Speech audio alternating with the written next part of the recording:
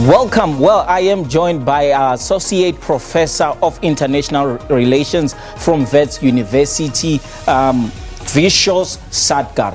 We are going to talk about climate issues and the global climate strike. Mr. Satgar, welcome. Thank you.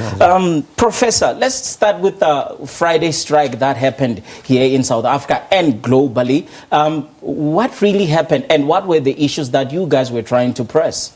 Well, this was of world historical significance because our children and our youth, inspired by Greta Thunberg, took to the streets. It's estimated about 4 million protesters were on the streets on September 20th. 4 million. This is one of the biggest climate justice actions that we've seen on the planet. And basically, there were several calls coming from these actions. The one was intergenerational justice as integral to climate justice. The young people are recognizing that as climate change worsens, their futures are in jeopardy. In the next 10 to 20 years, we are going to be living in a dramatically transformed world. I think the second issue that was coming out very strongly was that they wanted action. They wanted decisive action from the leadership on the planet and even in the country. On that one, action. Is there some sort of action that's been taken here in South Africa? Most precisely, looking at the leadership, is there something that they are doing to fight climate change and to make the future sustainable for the youth? Well, the South African government has a performative approach to its climate diplomacy.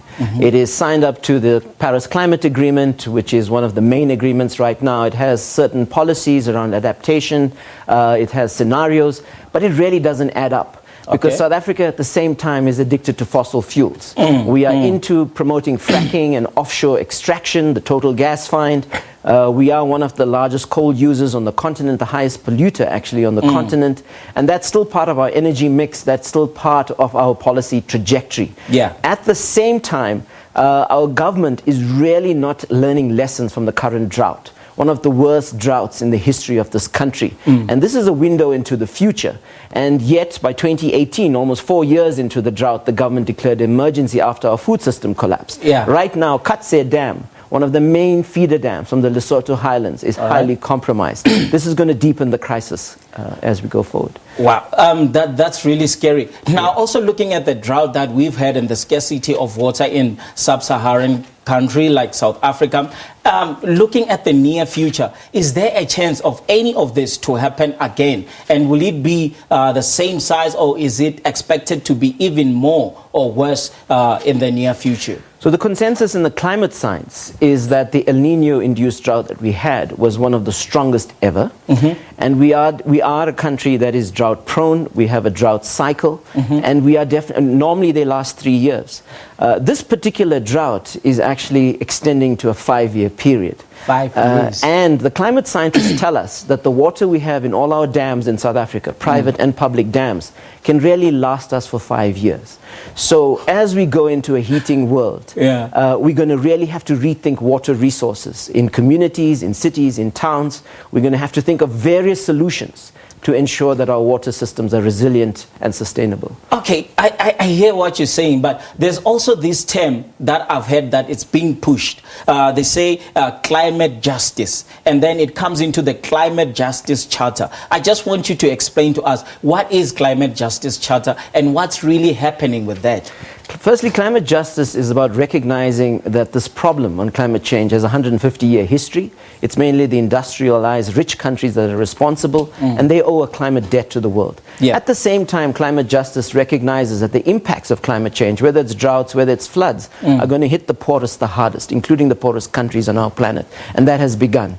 Now, the Climate Justice Charter comes out of 5 years of campaigning in South Africa through the South African Food Sovereignty Campaign, where we saw the disproportionate impacts of the drought on the poorest in our society. We've had numerous dialogues with constituencies in the society, and we are basically taking this charter next year to Parliament. We are claiming the right in the Constitution to assert this charter. So you're saying next year? And climate change, is it happening now or is it going to start to happen next year? So we're at a 1 degree Celsius increase in planetary temperature. So the world has changed dramatically. Catastrophic climate change has begun, and it's going to worsen. But the problem we have in South Africa is that there's definitely a knowledge and information gap. 54% of South Africans don't know about climate change. 17% of South Africans are not climate literate. They don't even are climate literate. They are the minority that understand the science. So we are trying to raise awareness next year with the Climate Justice Charter process in society. We'll be taking it to various communities. We'll be having assemblies. We'll be having conversations. And hopefully the national debate will happen on the solutions that we'll be putting forward. Okay, I see. It sounds as if you do have plans to, like, okay, we're going to take this information even to the young ones, those in schools who don't know about it yet. Though we have seen that it was most of the youth who were on the streets on Friday, you know, chatting and fighting against climate change. Now, the main issue is our politicians. Are they aware? Do they have enough information about this?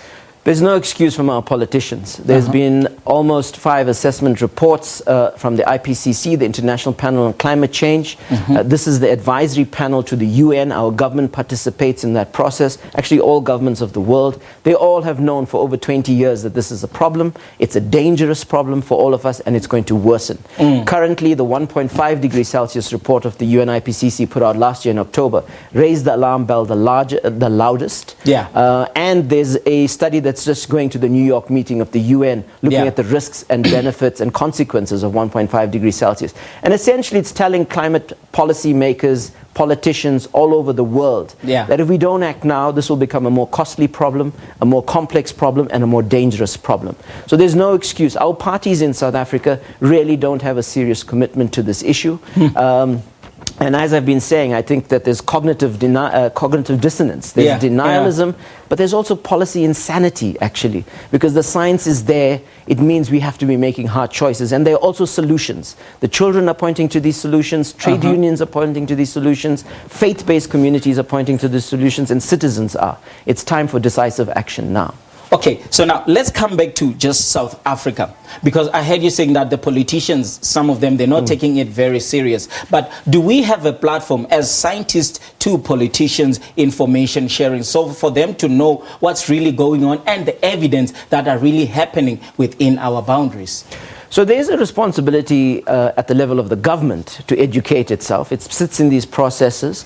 We have amazing science in South Africa at our universities, the South African Weather Service, etc. There's enough of a knowledge base in this country to empower intelligent policy making right now in this country. But we also have an important role for the media in this regard, to bridge this gap and to inform our society. We need to mainstream climate news in South Africa. And I noticed you were giving weather reporting. I'm hoping as we go forward that the SABC now mainstreams climate news. It becomes mainstream in our print media and our radio. Most South Africans get their news from radio. And hopefully there'll be important programming that happens around this on a regular and a consistent basis. Well, I can tell you that the SABC is in it and we are already doing it well. That was Associate Professor from WITS, Vishwas Satgar. Thank you very much. And you're still watching Morning Live. Stay tuned. We'll see you just after the break.